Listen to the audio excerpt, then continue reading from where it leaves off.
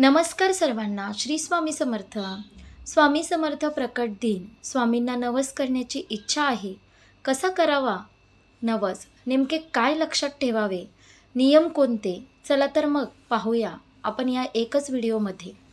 समस्या संपत नाही, अडचणी थांबत नाही, संकटातून बाहेर पडण्याचा मार्ग सापडत नाही. अशा वेळी देवाला साकडे घालण्याची इच्छा मनात प्रबळ होते. श्री स्वामी समर्थ महाराजांना नवस कसा करावा? नेमके काय बोलावे? पहा महत्त्वाचे नियम. 31 मार्च 2025 रोजी स्वामी समर्थ महाराजांचा प्रकट दिन आहे. तर 26 एप्रिल 2025 रोजी स्वामी समर्थ महाराजांचा स्मरण दिन आहे. स्वामी अद्भुत आहेत, स्वामी स्वयंभू आहेत, स्वयंसिद्ध आहेत, स्वामी अतर्क्य व अनुत्तम आहेत. श्री स्वामी समर्थ कल्याणकारी देवतांचे स्वामी आहेत. स्वामी अतींद्रिय स्मर्तुगामी म्हणजे स्मरण करताच हाक मारताच भक्तासाठी अवतीर्ण होणारा साक्षात ईश्वर आहे. स्वामींचे महात्म्य आणि महिमा कालातीत आहे. दत्तात्रेयांचे अवतार मानले गेलेले स्वामी अनेक मार्गाने भक्ताच्या हाकेला धावून जातात. समस्या अडचणी असल्या, प्रयत्न करूनही त्यातून बाहेर पडण्याचा मार्ग दिसत नसेल तर स्वामींना मनापासून हाक मारली तर दिलासा मिळतो, अशी भाविकांची श्रद्धा आहे. समस्या संपत नाही, अडचणी थांबत नाही, संकटातून बाहेर पडण्याचा मार्ग सापडत नाही, कठोर मेहनत आणि परिश्रम करूनही काहीच होत नाही, अशी जेव्हा भावावस्था होते तेव्हा श्री स्वामी समर्थ महाराजांना नवस बोलण्याची इच्छा मनात प्रबळ होते. तुम्हीही स्वामी समर्थ महाराजांना नवस करण्याच्या विचारात आहात का? नेमके काय आणि कसे करावे हे आपण जाणून घेणार आहोत. आयुष्यातील बहुतांशी क्षेत्रात यश मिळावे, प्रगती व्हावी, मनातील इच्छा आकांक्षा पूर्ण व्हाव्यात, सुख असावे, कल्याण व्हावे, कुटुंब मुलाची प्रगती व्हावी, यासाठी माणूस आयुष्यभर झटत असतो, प्रयत्न करत असतो, मेहनत घेत असतो. परंतु अनेकदा समस्या, अडचणी, संकटे एकामागून येतच राहतात. प्रारब्धातील भोगाच्या चक्रातून मार्गक्रमण करताना जीव मेटाकुटीला येतो. प्रयत्नांची पराकाष्ठा केली तरीही अडीअडचणी थांबत नाही. प्रयत्न निष्फळ ठरून पदरी काहीच पडत नाही. तेव्हा आराध्य देवतेला शरण जाऊन अनेकदा नवसही बोलले जातात. स्वामी समर्थ महाराज मनातील इच्छा लगेच पूर्ण करतात. भक्ताच्या हाकेला धावून जातात. अडचणीतून सोडवतात. भिवू नकोस, मी तुझ्या पाठीशी आहे, या आश्वासनाची प्रचिती देतात. स्वामी अशक्यही शक्य करून दाखवतात, अशी अनेकांची श्रद्धा आहे. शेकडो भाविक तसे अनुभवही कथन करतात. श्री स्वामी समर्थ महाराजांना नवस कसा बोलावा? अगदी घरच्या घरी स्वामींना नवस केला जाऊ शकतो. यासाठी मोठी पूजा करावी, होम हवन करायची गरज नाही, असे म्हटले जाते. स्वामींना साधेपणा प्रिय आहे. एकतर सकाळी अंघोळ नित्यकर्म करत शुचिर्भूत होऊन किंवा बाकी दिवसभरात स्वच्छ हातपाय धुवावेत आणि घरात स्वामींसमोर बसावे. घरातील स्वामींची मूर्ती किंवा तसबीर समोर दिवा अगरबत्ती लावा. स्वामींची मनापासून प्रार्थना करा.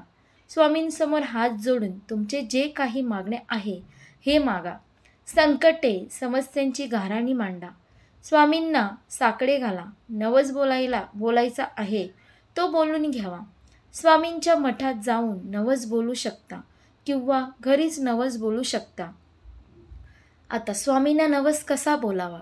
स्वामींच्या मठात, घरच्या घरी किंवा स्वामींच्या मंदिरात जाऊन नवस केला जाऊ शकतो.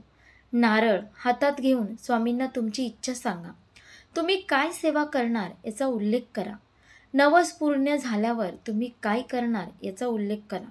नवस पूर्ण झाल्यावर नारळ नदीमध्ये किंवा वाहत्या पाण्याच्या प्रवाहात विसर्जित करा.